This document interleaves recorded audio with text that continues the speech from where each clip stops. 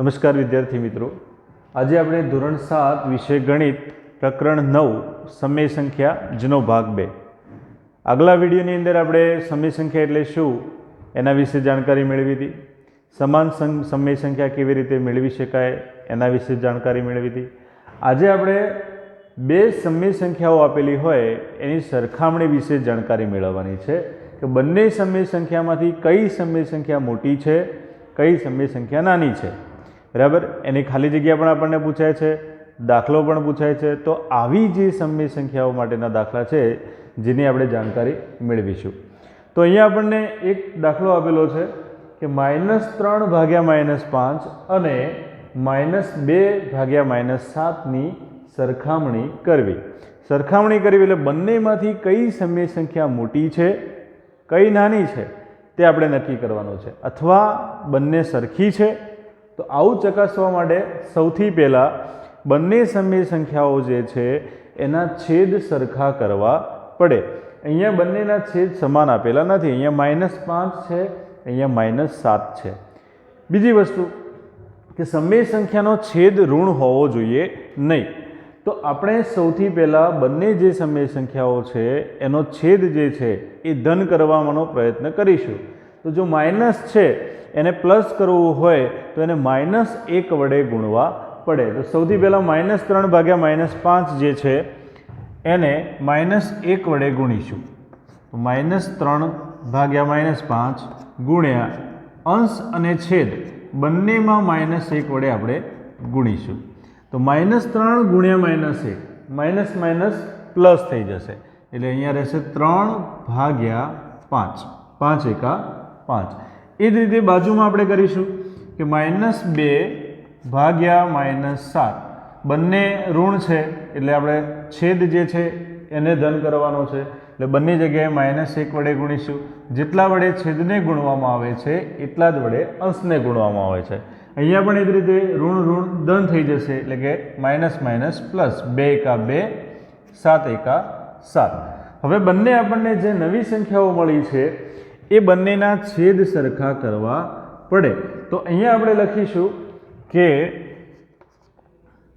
5 અને 7નો લસા બરાબર 35. તો લસાની રીત કરી અને આપણે એનો લસા મેળવવાનો હોય છે અને બંને એકી સંખ્યાઓ છે બરાબર. તો આપણે સીધું લખી શકીએ બંનેનો ગુણાકાર કરીને 5 અને 7નો ગુણાકાર 35 થાય. હવે આપણે આગળ જોઈએ તો 3/5 જે છે એ અને 2/7 જે છે બંનેના છેદ સરખા કરવા માટે આગળની ક્રિયા જોઈએ. તો 3/5 જે છે એના છેદમાં 5 છે તો એના છેદમાં 35 લાવવા માટે 5ને 7 વડે ગુણવા પડે. જેટલા વડે છેદમાં ગુણીએ છીએ એટલા જ વડે અંશમાં ગુણીશું. તો 3/5 જે છે એના અંશ અને છેદ બંનેને 7 વડે ગુણવા પડશે. તો અહીંયા આપણને મળશે 7 તરી 21 ભાગ્યા 35. એ જ રીતે બાજુમાં 2/7 આપેલા છે. 2/7નો છેદ જે છે એ 7 છે અને 7ની જગ્યાએ આપણે 35 લાવવાના છે. તો બંનેના અંશ અને છેદને 5 વડે ગુણવા પડે. તો 2/7 જે છે એના અંશ અને છેદને 5 વડે આપણે જ્યારે ગુણીએ ત્યારે 2 પંચા 10 અને 7 પંચા 35. હવે બંનેના છેદ સરખા થઈ ગયા છે. જ્યારે બંનેના છેદ સરખા થઈ જાય ત્યારે તે બંનેના અંશના આધારે આપણે એની સરખામણી કરીશું કે બંનેમાંથી કઈ સંખ્યા મોટી છે, કઈ સંખ્યા નાની છે. અહીંયા 21 છે, અહીંયા 10 છે. તો 21 મોટા છે કે 10 મોટા છે? તો આપણે સીધી રીતે કહી શકીએ 21 એ મોટા છે, 10 નાના છે. તો એના આધારે આપણે કહી શકીએ કે 21/35 જે છે એ 10/35 કરતાં મોટા છે. તો અહીંયા આપણે લખી શકીએ કે 21/35 એ 10/35 કરતાં મોટા છે. તો એના આધારે આપણને મુખ્ય જે સંખ્યા છે એ આપણે કહી શકીએ છીએ કે 21/35 એટલે કઈ સંખ્યા? તો -3 ભાગ્યા -5. અને 10/35 એટલે કઈ સંખ્યા? તો -2 ભાગ્યા -7. તો અહીંયા આપણે લખીશું કે -3/5 -3 ભાગ્યા -5 એ મોટી સંખ્યા છે કોના કરતાં? તો -2 ભાગ્યા -7 કરતાં. તો આ રીતે આપણે બે સંખ્યાઓની સરખામણી કરી શકીએ છીએ. એવો જ આપણને એક બીજો દાખલો અહીંયા આપેલો છે કે 4 ભાગ્યા -9 અને -16 ભાગ્યા 36 એ સરખી સમય સંખ્યા છે? પ્રશ્નાર્થ છે પાછળ. તો હા ના, પણ એ ચકાસવું પડે કે છે કે નથી. તો એ જ રીતે આપણે જેમ આગળના દાખલાની અંદર જે ક્રિયાઓ કરી એ જ ક્રિયાઓ અહીંયા કરવાની. સૌથી પહેલાં આપણે કહ્યું કે સમય સંખ્યાનો છેદ જે છે એ ઋણ હોવો જોઈએ નહીં. અહીંયા ધન આપેલો છે પણ અહીંયા 4 ભાગ્યા -9 છે, તો -9ની જગ્યાએ આપણે +9 કરવા પડે. તો 4 ભાગ્યા -9 છે એને પ્લસ કરવા પડે માટે -1 વડે ગુણીશું. તો અંશ અને છેદ બંનેને -1 વડે જ્યારે આપણે ગુણીએ તો આપણને નવી સંખ્યા મળશે -4 ભાગ્યા 9. એટલે એનો છેદ ધન થઈ ગયો. બાજુમાં -16 ભાગ્યા 36 આપેલા છે. બરાબર. હવે બીજી ક્રિયા આપણી કે જ્યારે બંનેના અંશ ઋણ થઈ ગયા, છેદ જે છે એ ધન મળી ગયા. હવે શું કરવું? તો બંનેના છેદ તપાસવાના. છેદ જે છે એ શું સરખા છે? તો ના. અહીંયા -4/9 છેદ 9 છે, જ્યારે -16 36 છેદ છે 36 છે. તો બંનેના છેદ સરખા કરવા માટે લસા લેવો પડે. તો અહીંયા લખવાનું 9 અને 36 નો લસા બરાબર 36 થાય. બરાબર. તો અહીંયા આપણને લસા 36 મળી ગયો છે. તો એના આધારે આપણે બંનેના છેદમાં 36 આવે તેવો પ્રયત્ન કરીશું.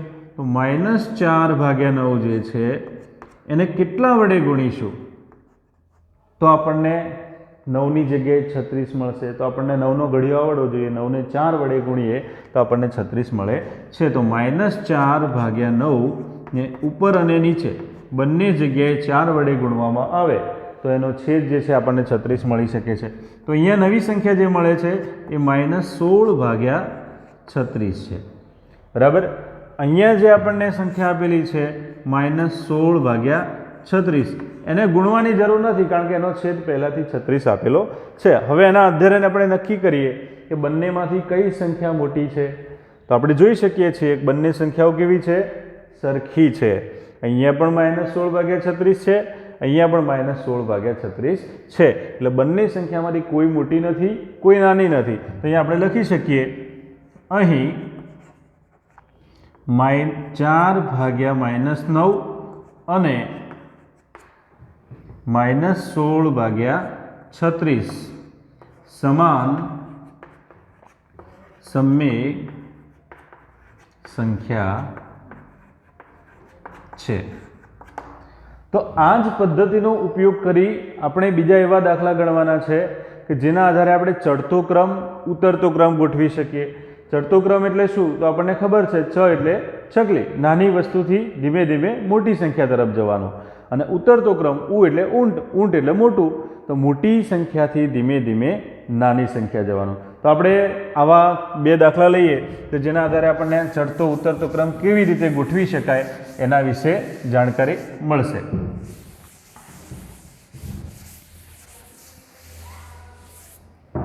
તો આપણે પ્રેક્ટિસ વર્કની અંદર આવા આપણને કેટલાક દાખલા આપેલા છે, પુસ્તકના સ્વાધ્યાયની અંદર પણ આપેલા છે. તો અહીંયા જોઈએ એક સંખ્યા લઈએ -2/3 -1/4 -3/4. આ રીતે ત્રણ સંખ્યાઓ આપેલી છે જેને ચડતા ક્રમમાં ગોઠવવાની છે. કયા ક્રમમાં? ચડતા ક્રમમાં.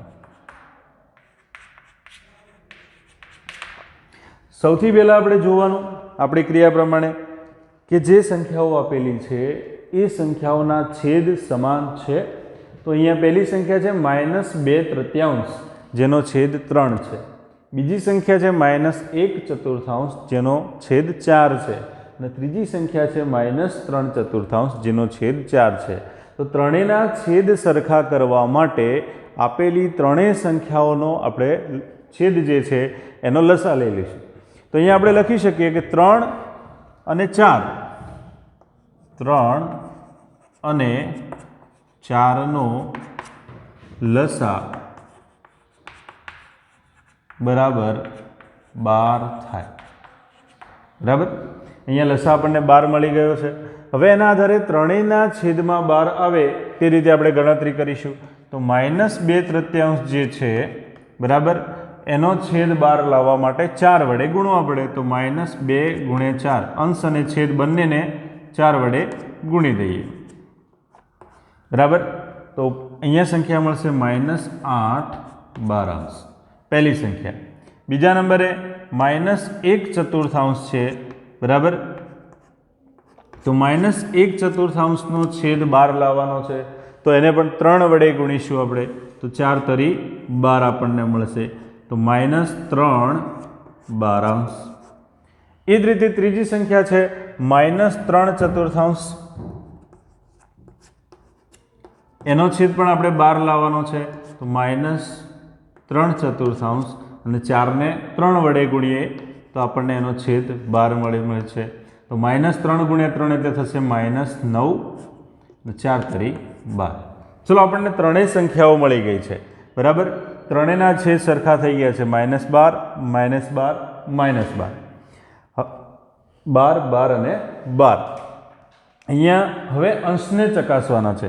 અહીંયા -8 છે, અહીંયા -3 છે અને -9 છે। હવે 3માંથી સૌથી આપણે ચકલી એટલે નાની સંખ્યા ચ બરાબર, તો નાની સંખ્યા કઈ છે? -9 નાના કહેવાય, -8 નાના કહેવાય કે 3 નાના કહેવાય? તો આપણને ખબર છે કે -9 નાના કહેવાય, એનાથી સહેજ મોટી સંખ્યા એટલે -8 અને એનાથી સહેજ મોટી સંખ્યા એટલે -3। તો એ ત્રણેયને આપણે ચડતા ક્રમમાં ગોઠવીએ। ચડતો ક્રમ -9/12, -8/12 અને -3/12। હવે એક વસ્તુનું ખાસ ધ્યાન રાખીશું, ઘણા બાળકો આટલા સુધી જવાબ લાવીને મૂકી દે છે, પરંતુ આ જવાબ સાચો નથી, કારણ કે આ તો આપણે એના સમઅપૂર્ણાંક એટલે કે જે સમાન સમય સંખ્યા મેળવી છે એ છે। આપણે શોધવાનું કોનું છે? જે મુખ્ય સંખ્યા આપેલી છે, મુખ્ય સમય સંખ્યા આપી છે એ લખવાનું છે। તો આના આધારે આપણે આ લખવાની છે। તો આપણે પહેલું લખ્યું -9/12, તો -9/12 કોની સમાન સમય સંખ્યા છે? તો -3/4ની। તો એનો સાચો ચડતો ક્રમ થશે -3/4 બરાબર। આપણે ચડતો ક્રમ છે એના વચ્ચે ચિહ્નનો પણ ઉપયોગ કરી શકીએ છીએ, ગ્રેટર ધેન, લેસ ધેનનો, અને ન કરીએ તો પણ ચાલે। બીજું છે -8/12, તો -8/12 એટલે કઈ સંખ્યા થશે? -2/3 બરાબર, અને છેલ્લે છે -3/12, એની મૂળ સંખ્યા છે -1/4। તો આ રીતે આપણે ચડતો ક્રમ ગોઠવી શકીએ છીએ। મારે તમારી સાથે એક બીજી ચર્ચા પણ કરવાની છે કે જ્યારે આપણને આવી કોઈ સંખ્યા આપેલી હોય, -1/4, -2/4 ને -3/4 બરાબર, તો આ ત્રણ જે સંખ્યાઓ આપેલી છે એની અંદર ઉતરતા ક્રમમાં ગોઠવવાનું આપણને કહ્યું હોય તો આપણે કોઈ જ પ્રક્રિયા કરવાની થતી નથી, કારણ કે અહીંયા આપણને ત્રણેયના છેદ કેવા આપેલા છે? સરખા આપેલા છે। સરખા છેદ હોય તો એના ખાલી અંશને ગોઠવવાના રહે છે। તો એના આધારે આપણે નક્કી કરી શકીએ કે ઉતરતા ક્રમની અંદર સૌથી મોટો ઉ એટલે ઊંટ, સૌથી મોટી સંખ્યા કઈ? તો આ માઇનસ છે, અને ઋણ સંખ્યાની અંદર ઉલટી પ્રક્રિયા હોય છે। -1 મોટી કહેવાય, -2 એનાથી નાની કહેવાય અને -3 એનાથી પણ નાની કહેવાય। એટલે આ જે ક્રમ આપેલો છે એ ઉતરતો ક્રમ જ છે। તો સીધો આપણે જવાબ આ રીતે લખી શકીએ છીએ, જેમાં કોઈ ક્રિયા કરવાની હોતી નથી। પરંતુ આપણને જ્યારે છેદ સમાન ન હોય એવો દાખલો આપવામાં આવે, દાખલા તરીકે આપણે લખીએ કે -3/8, -3/4 અને -3/2 ને ઉતરતા ક્રમમાં ગોઠવો, ને ઉતરતા ક્રમમાં ગોઠવો બરાબર। આ દાખલો પણ છેલ્લે આપણે ગણીશું એટલે તમને ટૂંકી રીતે આની શીખવાડીશું। તો અહીંયા ત્રણેયના છેદ કેવા છે? અલગ અલગ। તો ત્રણેયના લસા લઈશું, તો 8, 4 અને 2નો લસા બરાબર 8 થાય બરાબર। ત્રણેય બેકી સંખ્યાઓ છે, 2ના ઘડિયામાં પણ 8 આવે, 4ના ઘડિયામાં પણ આવે અને 8ના ઘડિયામાં પણ આવે, એટલે આપણે સીધું લખી શકીએ કે 8 એનો લસા છે. હવે આપણે જોઈએ કે -3 અષ્ટમાંશ જે છે, બરાબર, -3 અષ્ટમાંશનો આપણે છેદમાં 8 લાવવાના છે, તો અહીંયા આપેલા જ છે, તો આપણે એ આગળ ક્રિયા કરવાની છે નહીં. બીજી સંખ્યા જોઈએ તો -3 ચતુર્થાંશ, 4ના જગ્યાએ આપણે 8 લાવવાના છે, તો આપેલી સંખ્યાના અંશ અને છેદને 2 વડે ગુણવા પડે, તો અહીંયા બનશે સંખ્યા -6/8. અને ત્રીજી સંખ્યા છે -3 દ્વિતીયાંશ, બરાબર, તો અહીંયા 2ની જગ્યાએ 8 લાવવાના છે, 2ને 4 વડે ગુણવા પડે, તો -3 દ્વિતીયાંશના અંશ અને છેદને 4 વડે ગુણીએ તો થશે -12/8. હવે આપણને ત્રણેય સંખ્યા મળી ગઈ છે. ઉતરતા ક્રમમાં ગોઠવવાની છે. ઉ એટલે ઊંટ, અને ઊંટ કેવો હોય? મોટો હોય. તો ઉતરતા ક્રમમાં પહેલાં સૌથી મોટી સંખ્યા લખવાની. હવે ઋણ છે, ઋણ હોય એટલે ખાસ ધ્યાન રાખવાનું કે જે નાની સંખ્યા છે એ મોટી ગણાશે. તો -3, -6 અને -12 એ ત્રણમાં સૌથી મોટી સંખ્યા કઈ થાય? -3. તો -3/12 જે છે એ સૌથી મોટી સંખ્યા થશે. સોરી, -3 અષ્ટમાંશ જે છે એ સૌથી મોટી સંખ્યા થશે. એનાથી નાની જે છે એ -6 અષ્ટમાંશ થશે, અને એનાથી નાની છે એ -12 અષ્ટમાંશ થશે. તો આ રીતે આપણે કહી શકીએ. હવે એક વસ્તુ, આ પણ મૂળ સંખ્યા નથી, પણ આની જગ્યાએ આપણે મૂળ સંખ્યા લખવાની છે, તો આપણે લખી શકીએ કે 3 અષ્ટમાંશ તો મૂળ સંખ્યા છે જ, એટલે આપણે એ સૌથી મોટી છે. હવે -6 અષ્ટમાંશ એટલે કઈ સંખ્યા થઈ? -3 ચતુર્થાંશ. અને છેલ્લે વધી -12 અષ્ટમાંશ એટલે કઈ સંખ્યા થઈ? -3 દ્વિતીયાંશ. ચલો, અહીંયા તમને એક ખાસ વસ્તુ જોવાની છે કે જો ત્રણેયના અંશ સરખા છે અને છેદ કેવા છે? અલગ અલગ છે. એને જ્યારે આપણે ઉતરતા ક્રમમાં ગોઠવવાનું હોય, જ્યારે અંશ સરખા હોય તો છેદ જોવાના, બરાબર, કે સૌથી મોટો છેદ હોય એ મોટી સંખ્યા, એનાથી નાનો હોય એ એનાથી નાની, અને એનાથી નાનો હોય એ આપણે સરળતાથી ગોઠવી શકીએ છીએ. જો આ રીત ન કરવી હોય, આના ઉપરથી સીધું આપણે આ રીતે પણ લખી શકાય છે ઉતરતા ક્રમમાં. જો ચડતા ક્રમમાં કરવું હોય તો અહીંયાથી આપણે પાછા ફરીએ તો ચડતા ક્રમમાં લખી શકીએ છીએ. તો આ રીતે આપણે આવી દાખલા ગણી શકીએ છીએ. વિદ્યાર્થી મિત્રો, તો આપણે જોયું કે બે સમય સંખ્યાઓની સરખામણી કેવી રીતે કરી શકાય છે. હવે આપણે આગળ જઈ રહ્યા છીએ સંખ્યા રેખા પર સમય સંખ્યાનું નિરૂપણ કેવી રીતે કરી શકાય. તો એના માટે આપણે થોડુંક પાછળ જઈએ કે આગળના ધોરણની અંદર, એટલે ધોરણ 6 ની અંદર આપણે સંખ્યા રેખા ઉપર અપૂર્ણાંકનું નિરૂપણ કેવી રીતે કરી શકાય જોયા હતા. પરંતુ આજે આપણે ફરીથી જે બધી જ સંખ્યાઓ છે એની જાણકારી મેળવીએ અને કેવી રીતે સંખ્યા રેખા પર નિરૂપણ કરી શકાય. તો અહીંયા સમય સંખ્યાને આપણે વિભાજિત કરવી હોય તો આપણે 3 ભાગમાં વેચી શકીએ છીએ. એક, સમય સંખ્યાઓ શુદ્ધ હોય છે, એટલે આપણે એને સાદી ભાષામાં કહીએ શુદ્ધ અપૂર્ણાંક. બીજા ભાગ કહીએ તો અશુદ્ધ અપૂર્ણાંક. આ રીતે, બરાબર, 2 ભાગ છે. હવે એ 2 ભાગની અંદર પણ 2 પેટા ભાગ છે. એક છે ધન અને બીજો છે ઋણ. ધ્યાન આપજો, આ એક ધીમી અને સરળતાથી શીખી શકાય એવી પદ્ધતિ છે. પહેલું તો આપણે કહીએ કે શુદ્ધ અપૂર્ણાંક કોને કહેવાય. તો શુદ્ધ અપૂર્ણાંકનો અર્થ થાય છે કે જે અપૂર્ણાંકનો અંશ નાનો હોય અને છેદ અંશ કરતાં મોટો હોય એવા અપૂર્ણાંકને આપણે શુદ્ધ અપૂર્ણાંક કહીએ છીએ. દાખલા તરીકે આ રીતે, તો કોઈ પણ એક અપૂર્ણાંક લઈએ, અહીંયા આપણે લખીએ અંશ અને છેદ. અંશ કેવો હોય? નાનો હોય, અને છેદ કેવો હોય? મોટો હોય. દાખલા તરીકે અહીંયા આપણે લખીએ કે 2 પંચમાંશ. તો 2 પંચમાંશ જે છે એ ધન છે, એટલે કે એના બંને અંશ અને છેદ બંને ધન છે. એનો અંશ નાનો છે છેદ કરતાં, બરાબર. હવે 2 પંચમાંશને જ્યારે આપણે સંખ્યા રેખા પર દર્શાવવા હોય તો કેવી રીતે દર્શાવી શકાય? તો આપણા મગજની અંદર એક વસ્તુ નક્કી કરી રાખીએ કે જ્યારે પણ શુદ્ધ અને ધન અપૂર્ણાંકને સંખ્યા રેખા પર દર્શાવવા હોય તો એ હંમેશા 0 થી 1ની વચ્ચે જ દર્શાવવાના હોય છે, કારણ કે કોઈ પણ શુદ્ધ અપૂર્ણાંક 0 થી નાનો અને 1 થી મોટો હોતો નથી. બીજા નંબરે તો આને કેવી રીતે દર્શાવી શકાય? તો સૌથી પહેલાં એક સંખ્યા રેખા સ્કેલનો ઉપયોગ કરવાનો ખાસ, અને સ્કેલની અંદર જે કાપા દોરીએ છીએ એ સરખા માપના હોય તેનું આપણે ખાસ ધ્યાન રાખીશું. હવે આપણે કહ્યું કે 0 થી 1ની વચ્ચે, એટલે 0 થી શરૂઆત કરવાની, બરાબર. અને કેટલા કાપા દોરવા? તો અહીંયા 5 ભાગ કરવાના છે. તો 0 પછી 5 ભાગ કરો, 1 2 3 4 અને 5. આ 5 ભાગ કરીએ છીએ, એમાં છેલ્લો ભાગ છે એનો થોડો મોટો કરી દઈશું, 1 2 3 4 5.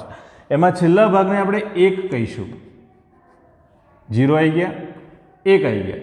હવે વચ્ચેના જે ભાગ છે એ કયા છે? તો અહીંયા 5 ભાગ છે, બરાબર. એમાં 5ની શરૂઆત આપણે 1 થી કરવાની, કે 1 પંચમાંશ, 2 પંચમાંશ, 3 પંચમાંશ, 4 પંચમાંશ અને 5 પંચમાંશ, જેનો અર્થ 5 ભાગ્યા 5 એટલે કેટલો થશે? 1 થાય છે, બરાબર. હવે આપણે દર્શાવવાનો કયો અપૂર્ણાંક છે? 2 ભાગ્યા 5, એટલે 2 ભાગ્યા 5 જે છે 2 પંચમાંશ. તો એકદમ સહેલું છે. એ જ રીતે આપણે શુદ્ધની અંદર ઋણ હોય તો એ ઋણ, દાખલા તરીકે એવું જ એક ઉદાહરણ લઈએ, -3 ભાગ્યા 7. -3 ભાગ્યા 7 ને આપણે જ્યારે સંખ્યા રેખા પર દર્શાવવાના છે તો આપણા મગજની અંદર ધ્યાન રાખીશું, મેં કહ્યું કે શુદ્ધ અપૂર્ણાંક હોય, ધન હોય તો 0 થી 1ની વચ્ચે આવે છે. જો શુદ્ધ અપૂર્ણાંક હોય અને ઋણ હોય, બરાબર, તો એ હંમેશા -1 થી 0ની વચ્ચે આવે. એનો અર્થ એવો છે કે 0 થી મોટો નથી હોતો અને -1 થી નાનો નથી હોતો. ધ્યાન રાખીશું કે સંખ્યા રેખા જ્યારે આપણે દોરીએ છીએ, બરાબર, ત્યારે ધન હોય એટલે 0 થી જમણી બાજુ જવાની, ઋણ હોય તો 0 થી ડાબી બાજુ જવાની, એટલે આપણે 0 આ બાજુ લઈશું, બરાબર. ધ્યાન રાખીશું. કેટલાક વિદ્યાર્થી મિત્રો 0 અહીંયા દર્શાવશે, -1 આ બાજુ દર્શાવશે તો ખોટું પડશે. ભલે તમે સાચી સંખ્યા રેખા દોરી છે પણ એ સાચી છે નહીં, એટલે 0 થી આપણે ડાબી બાજુ જવાનું છે. ચલો, અહીંયા છેદમાં કેટલા છે? તો છેદમાં 7 છે. તો 0 થી ડાબી બાજુએ 7 ભાગ કરવાના અને સ્કેલનો ઉપયોગ કરવાનો, ખાસ કરીને દરેક ભાગ સરખો હોય એવો પ્રયત્ન કરવાનો. 1 2 3 4 5 6 અને 7. 7મો ભાગ જે છે એને આપણે કહીશું -1. કેવી રીતે -1 કહેવાય એ પણ આપણે જોઈ લઈએ. હવે દર્શાવવાના છે 3 સપ્તમાંશ. અહીંયા છેદ એનો એ રાખવાનો. પહેલો ભાગ છે એને કહેવાય -1 ભાગ્યા 7. બીજો ભાગ કહેવાય એને -2 ભાગ્યા 7. ત્રીજો ભાગ -3 ભાગ્યા 7. ચોથો -4 ભાગ્યા 7. -5 ભાગ્યા 7. -6 ભાગ્યા 7 અને છેલ્લો -7 ભાગ્યા 7. આ રીતે તમે લખો તો 7 એકા 7 થઈ જાય, અહીંયા -1 વધશે. હવે આપણે દર્શાવવાનો ભાગ કયો છે? -3 ભાગ્યા 7. તો અહીંયા -3 ભાગ્યા 7 એ આપણે દર્શાવવાની સંખ્યા છે. તો આ રીતે આપણે સમજી શકીએ છીએ કે સંખ્યા રેખા પર શુદ્ધ અને ધન અપૂર્ણાંક, એટલે કે શુદ્ધ અને ધન સમય સંખ્યાને આ રીતે દર્શાવી શકીએ છીએ, જે 0 થી 1ની વચ્ચે હોય છે અને 0 થી જમણી બાજુએ જવાનું હોય છે. ઋણ અને શુદ્ધ હોય તો એને આપણે 0 થી -1ની વચ્ચે દર્શાવીએ છીએ, જે 0ની ડાબી બાજુએ જવાનું છે. હવે અશુદ્ધ હોય, ધન હોય અને ઋણ પણ હોઈ શકે. તો સૌથી પહેલાં જ્યારે કોઈ સમય સંખ્યા હોય એ અશુદ્ધ છે, અશુદ્ધ એટલે કેવી? તો એનો અંશ જે છે એ મોટો હોય. કોના કરતાં? છેદ કરતાં. એટલે કે છેદ નાનો હોય. તો આવી આપણને કોઈ સંખ્યા રેખા આપેલી હોય કે જેનો અંશ મોટો હોય અને છેદ નાનો હોય, તો આવી સંખ્યા રેખાને કેવી રીતે દર્શાવી શકાય? તો ધ્યાન રાખીશું કે જ્યારે આપણે આવી કોઈ સંખ્યા રેખા આપી હોય, દાખલા તરીકે 7 ભાગ્યા 4, બરાબર, ધન છે એનો અશુદ્ધ પણ છે, તો આવી સંખ્યા રેખાને, સમય સંખ્યાને અશુદ્ધમાંથી મિશ્રમાં રૂપાંતરિત કરીશું. તો અહીંયા આપણને 4નો ઘડિયો બોલવો પડશે, બરાબર. 4નો ઘડિયો ક્યાં સુધી બોલવાનો? તો 4 એકા 4, 4 દુ 8, 8 એ વધી જાય છે. તો અહીંયા આપણે લખીશું 4 એકા 4. હવે 4 ની અંદર કેટલા ઉમેરીએ તો 7 થાય? તો 3. તો અહીંયા આપણને ફરીથી મિશ્રમાંથી અશુદ્ધમાં ફેરવીએ તો થઈ જશે 4 એકા 4 વત્તા 3 એટલે 7. તો આ રીતે આપણે અશુદ્ધ સંખ્યા જ્યારે આપેલી હોય ત્યારે એને મિશ્રમાં ફેરવવી જરૂરી છે. અને ન ફેરવવી હોય તો પણ એક બીજી રીતે આપણે શું જોઈએ છીએ, બરાબર? તો અહીંયા સૌથી પહેલાં આપણે એક સંખ્યા રેખા દોરીએ, બરાબર? સંખ્યા રેખા દોર્યા પછી જોવાનું કે અહીંયા શરૂઆત કેટલાથી કરવાની રહેશે. જો અહીંયા તો આપણે કહ્યું કે ભાઈ શૂન્યથી શરૂઆત થાય, પણ અહીંયા તો એનો જે પૂર્ણાંક છે એ કેટલો છે? 1 છે અને ધન છે. ધન હોય તો કઈ બાજુ જવાનું? જમણી બાજુ. તો અહીંયા 1 થી શરૂઆત કરવાની અને 1 ની જમણી બાજુએ જવાનું. કેટલા ભાગ કરવાના? તો છેદમાં જેટલી સંખ્યા હોય એટલા ભાગ કરવાના. તો 1 2 3 4 4 ભાગ થઈ ગયા. 1 પછી કયો પૂર્ણાંક આવે? તો 1 પછી 2 આવે. તો 1 અને 2 ની વચ્ચે આપણી સંખ્યા રેખા આપેલી હશે. આગળ જોઈએ કયા નંબરનો એનો જે કાપો છે આપણે દર્શાવવાનો છે, તો ઉપર 3 છે. તો 1 2 અને 3 નંબરનો જે કાપો છે એને શું કહેવાય? 7/4. હવે ડાયરેક્ટ તો કેવી રીતે ખબર પડે 7/4 છે? તો અહીંયા આપણે લખી શકીએ કે જે 3/4 છે આપણે લખીએ 1/4, 2/4, 3/4 અને 4/4 એટલે 1. તો આ જે અપૂર્ણાંક છે એને 1 પૂર્ણાંક 3/4 કહેવામાં આવે છે. એટલે 7/4 નો અર્થ શું થાય? 1 પૂર્ણાંક 3/4. અને બંને કેવા છે? સરખા છે.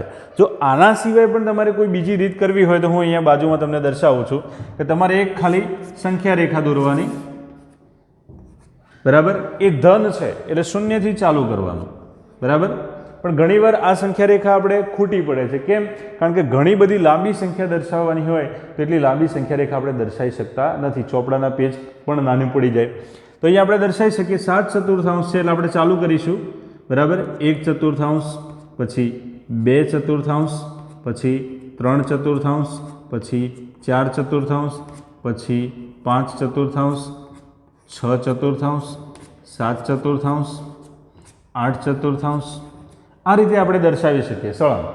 અને એમાં આપણને દર્શાવવાનું છે 7/4. હવે આપણને ખબર કેવી રીતે પડે 7/4 આ સંખ્યા રેખાની અંદર કયા બે અંકોની વચ્ચે છે? તો અહીંયા 4/4 એટલે કેટલા થશે? 1.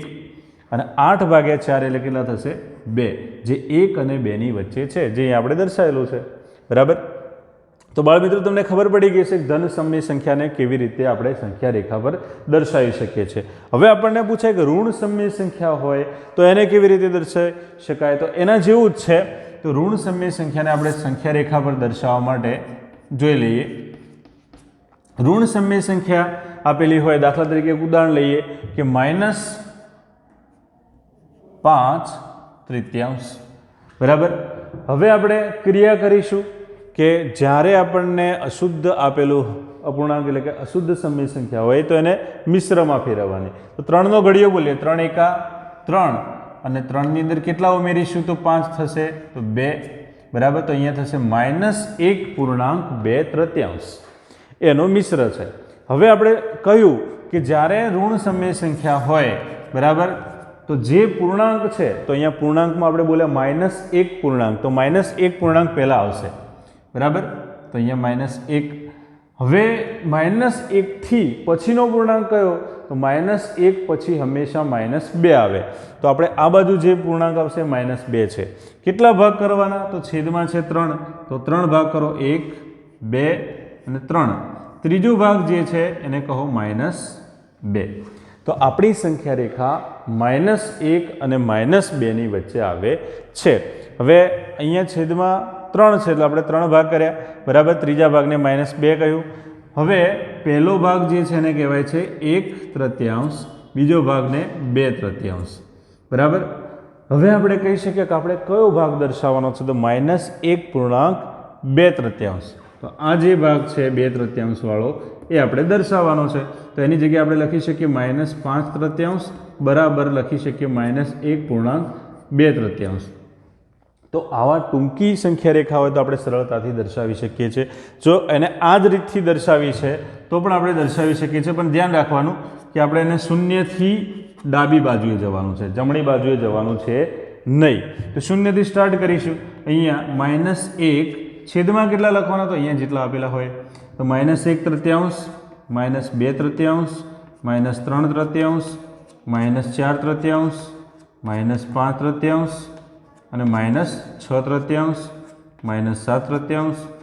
તો આ રીતે આપણે સળંગ જેટલા સુધી જવા દેવી એટલા લઈ શકીએ છીએ. હવે આપણે જોવાનું છે કે આપણે દર્શાવવાનો કયો છે? તો -5/3. તો -5/3 આવી ગઈ, બરાબર. પણ કયા બે અંકોની વચ્ચે છે -5/3 એ નક્કી કરવું પડે. તો 3 એકા 3 અને માઇનસ એટલે -1 અને 3 દુ 6 એટલે કે -2. તો આપણી સંખ્યા રેખા -1 અને -2 ની વચ્ચે હશે એવું આપણે કહી શકીએ છીએ. તો બાળ મિત્રો, આશા રાખું છું તમને આ સંખ્યા રેખાની અંદર ખ્યાલ આવી ગયો છે. અને સંખ્યા રેખા 2 ગુણની અંદર પૂછાય છે, બરાબર. તો બધા ધ્યાનથી વિડીયો જોઈ અને સમજજો.